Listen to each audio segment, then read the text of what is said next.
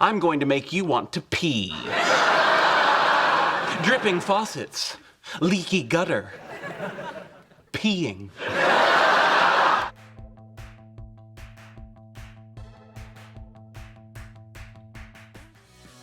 Number 20, Sheldon wants to make a baby. Following the success of him and Amy's experiment, Sheldon decides it's time to take the next step, make a baby. Set up a second culture and try to replicate our results. No. We lock that door, lower our underpants a little, and make a baby. Amy's not quite there yet, so he spends the remainder of the episode trying to seduce her. This makes for some very entertaining moments that, to Amy, might seem sexy, but to us are just plain hilarious. Candlelight, brandy, smooth jazz, and, deer musk? Sheldon pulls out all the stops to impress his lady. But when that all fails, he pulls out the really big guns. Watching Sheldon dance flamenco is truly a sight to behold, and one that we'd happily watch repeatedly.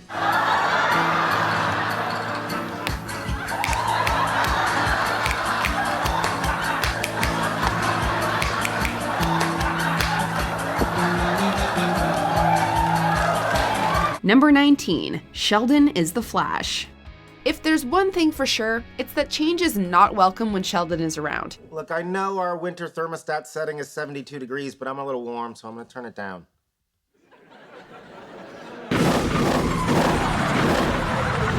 When Leonard turns down the thermostat, Sheldon imagines himself as the Flash racing to the Grand Canyon to vent his anger.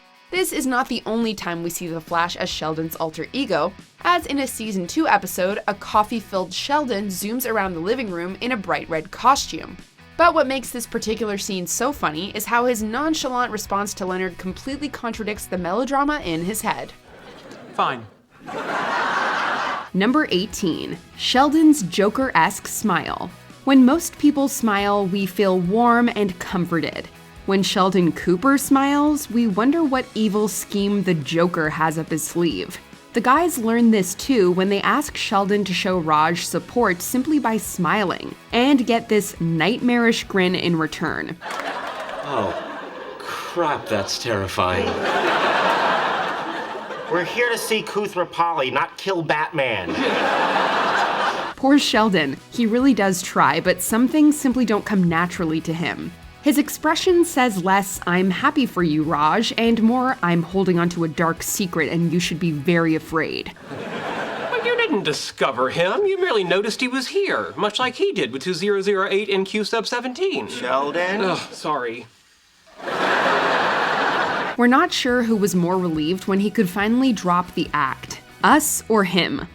Number 17, Sheldon's knocks. When I opened the door, I saw my father having relations with another woman. Oh, that's awful. I know. It's also why I never open a door without knocking 3 times. In Season 10, we learn the sad origin story behind this running gag. However, before then and even after, it provides countless amusing moments. In fact, the writers were able to keep this recurring joke fresh by spicing it up and switching things around every now and then. What the hell is wrong with you? I'm the Flash. I just knocked 30,000 times. While everyone will have their favorite iteration, there's no denying that some of the funniest ones occur when Penny's standing on the other side of the door. Indeed, watching her and Bernadette mess with Sheldon will always be funny. Come in!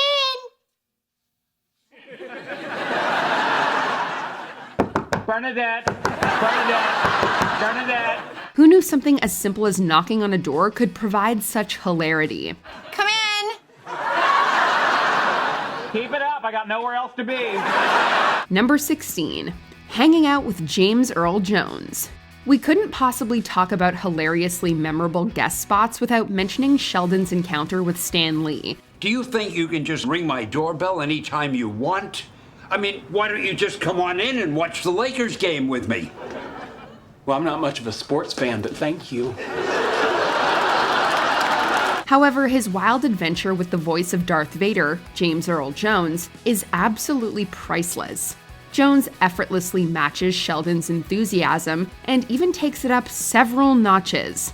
He's not even put off by Sheldon's endless questions.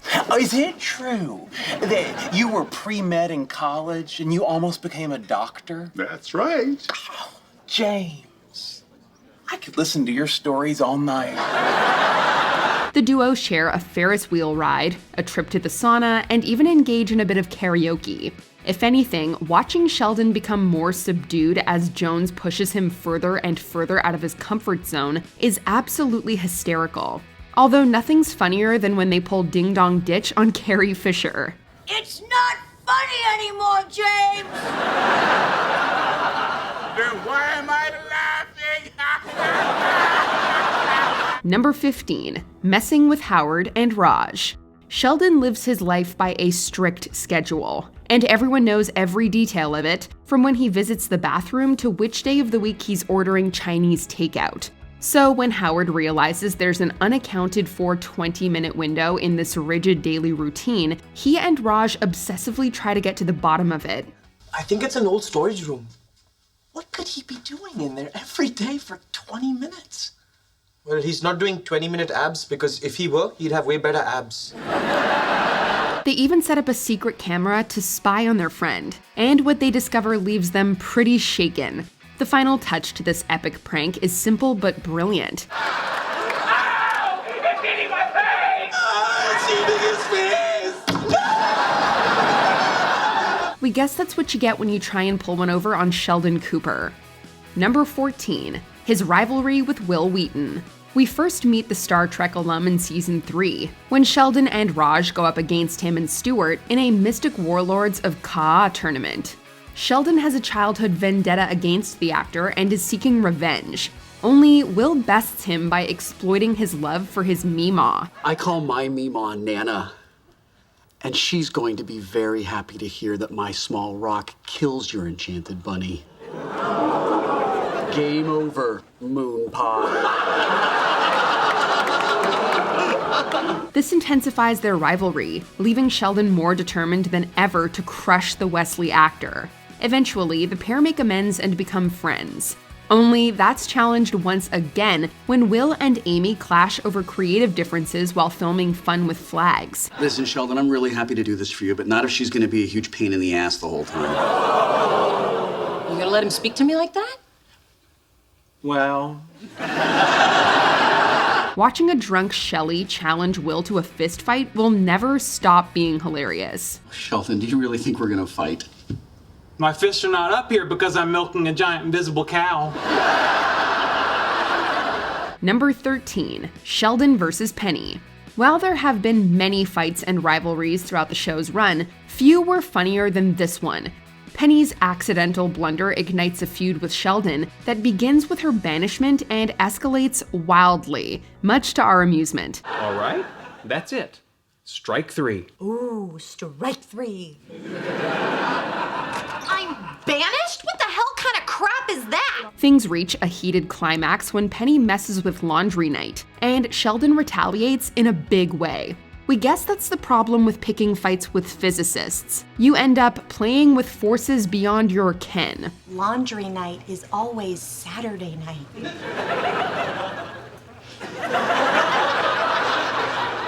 Woman, you are playing with forces beyond your ken. Who knows what else might have happened had Leonard not intervened with the ultimate secret weapon, Sheldon's mother. Their reconciliation is just as entertaining as their fight.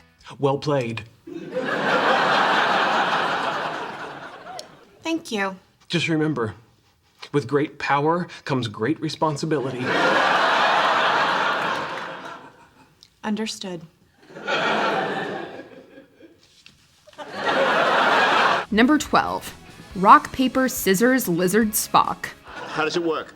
Oh, it's very simple. Scissors cuts paper, paper covers rock. Rock crushes lizard, lizard poisons Spock. Spock smashes scissors, scissors decapitates lizard, lizard eats paper, paper disproves Spock, Spock vaporizes rock, and as it always has, rock crushes scissors. It's not unusual for Sheldon to butt heads with his friends when making plans, and he almost always gets his way.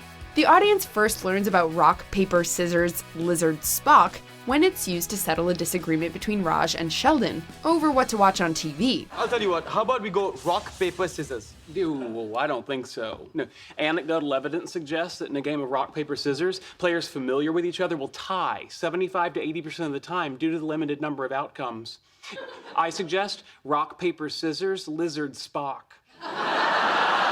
Sheldon says the game, originally invented by Sam Cass and Karen Brila, is meant to lower the odds of a draw. However, when your friends are all big Star Trek fans, it may not have the right effect. Rock, paper, scissors, Spock! Number 11. Sheldon's Precious. In a case of life imitating art, the guys become obsessed when they discover an actual Lord of the Rings ring in their possession. Sheldon goes especially hard in trying to claim ownership of the prop. He even attempts to pry it off a sleeping Penny, and, well, we all remember how well that goes.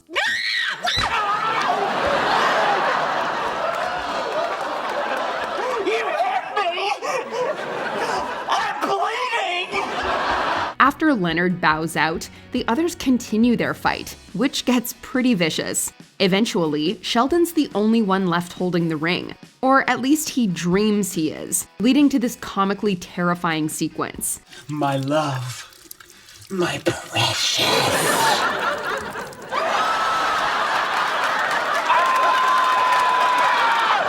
Of course, this isn't the only time movie memorabilia fuels one of Sheldon's nightmares.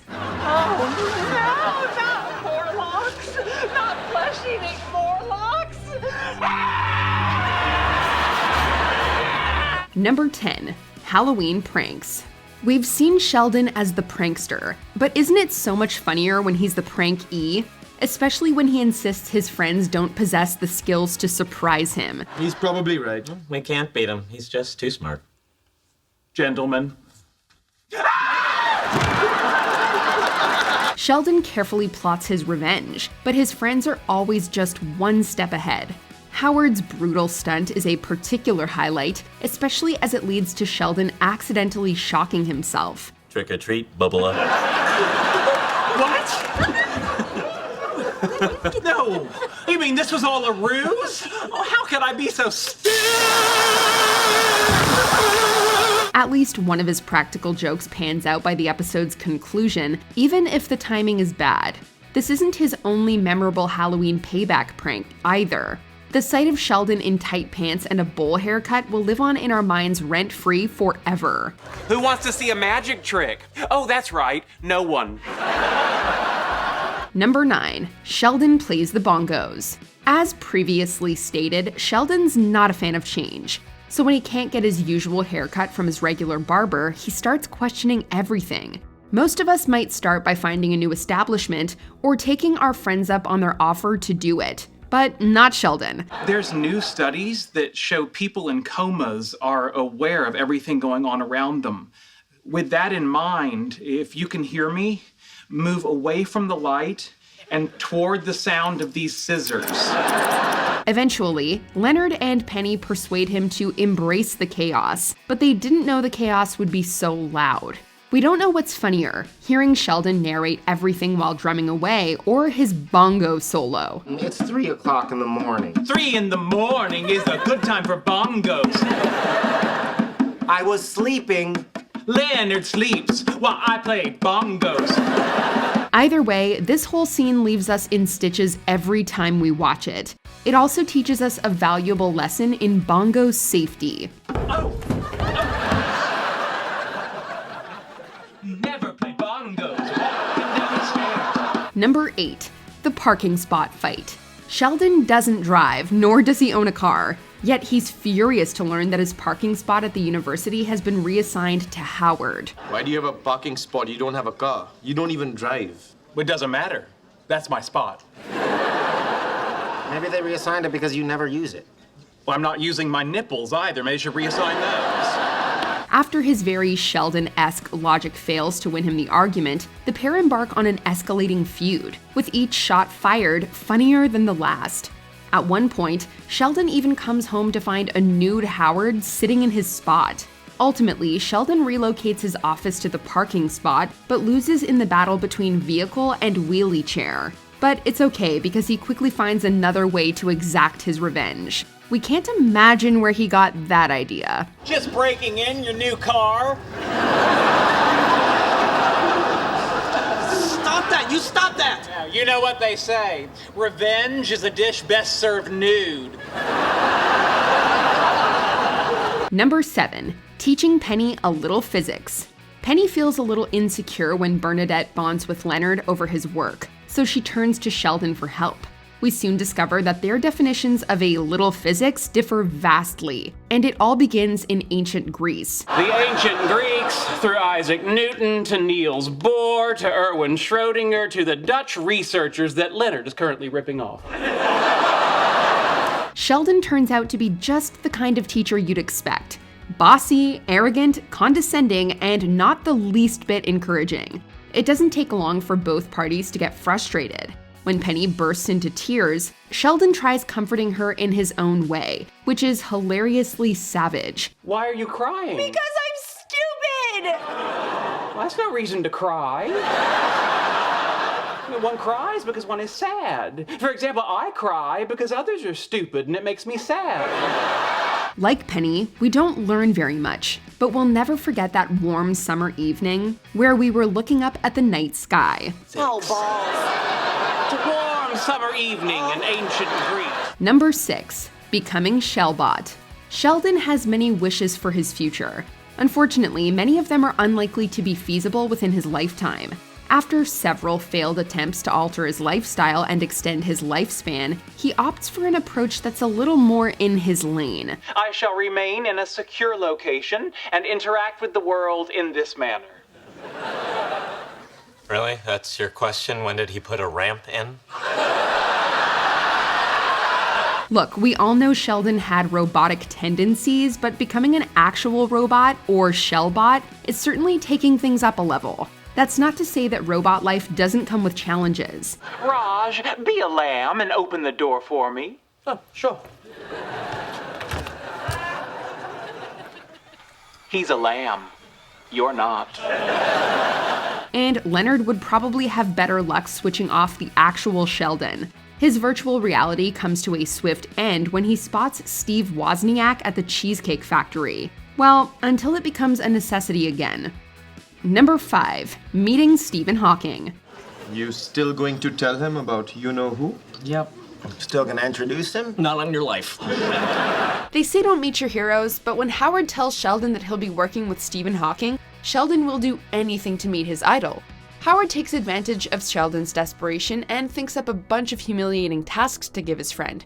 But the most embarrassing moment for Sheldon is when he finally meets Professor Hawking and presents him with a paper he wrote. Professor Hawking, it's an honor and a privilege to meet you, sir.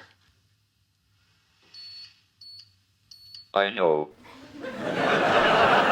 Sheldon is quickly brought down to earth when the famous physicist points out an arithmetic error. In fact, he literally hits the ground as he faints from humiliation. Oh, gosh golly, I made a boo-boo. And I gave it to Stephen Hawking.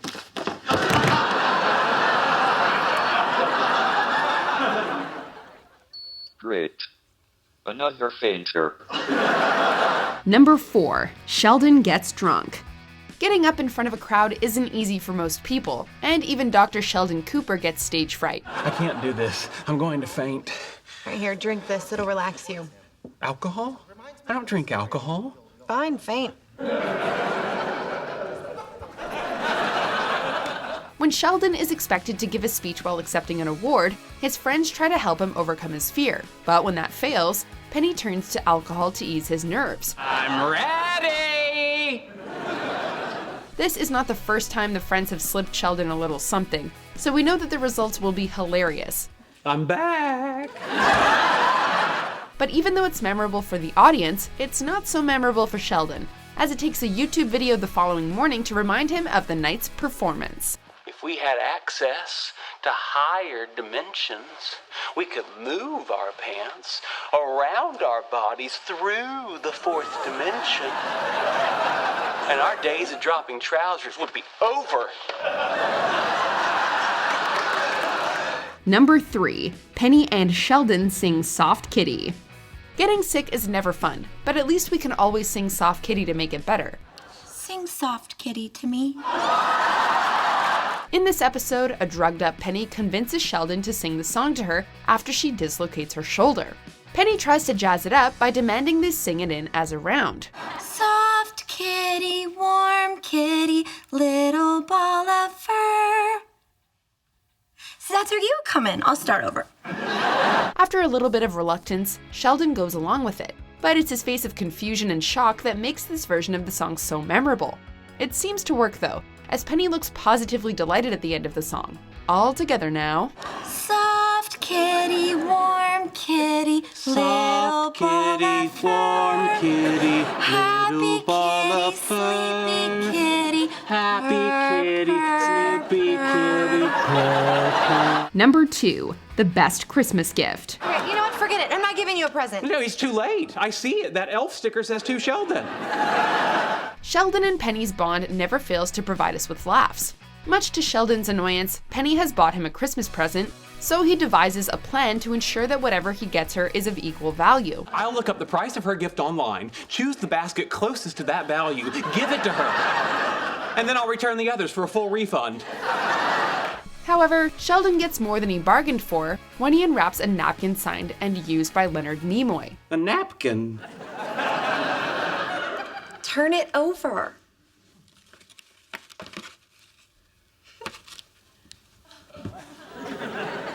To Sheldon, live long and prosper.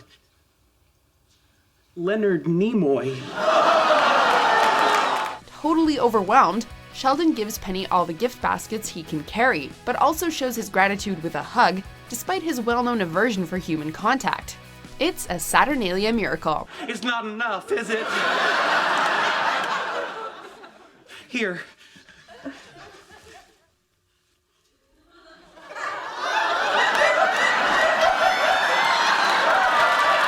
Before we unveil our top pick, here are a few honorable mentions. Sheldon befriends a bird. Sheldon's willing to take his new buddy under his wing, but... He's gone. I'm sorry, Sheldon. How could he do this to me? Get back here, you stupid bird, so I can love you! Sheldon gets sick. To quote Sheldon's former roommate, run fast, run far. Soft kitty, warm kitty. Little ball of fur. Keep rubbing.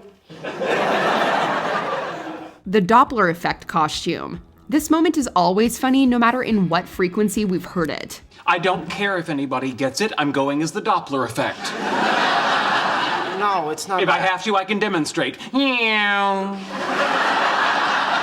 Sheldon sings Fiddler on the Roof.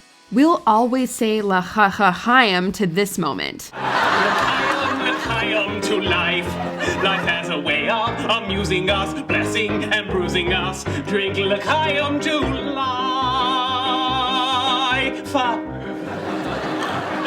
Drunk dialing Stephen Hawking. Hey, we've all been there. That's even more fun than Geos. Hey, did you see the Lego movie? What a jackass. Number 1, the ball pit of Bazingas. Sheldon, what the hell are you doing?